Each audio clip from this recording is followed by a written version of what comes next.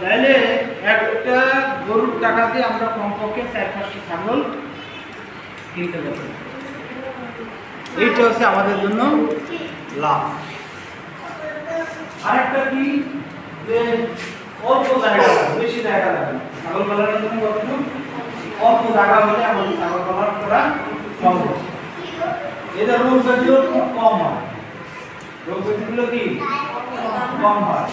বছরে 2টা করে বাচ্চা পাওয়া যাবে, বছরে 2বার দুটো করে যদি আমরা ইয়ে করি 4টা বাচ্চা আশা করা যায় এখান থেকে, না? তাহলে দেখেন ছাগল পালন করে কিন্তু এতগুলা লাভবান হওয়া যায়। এরপর ছাগলের মাংস বাজারে সবসময় চাহিদা আছে না? এটা সবসময় চাহিদা আছে। তাহলে এইগুলো বিষয় বিবেচনা করে আমরা কিন্তু ছাগল পালনের দিকে আগাতে হবে। এখন আপনারা যে 1টা 2টা ছাগল পালন করতেছেন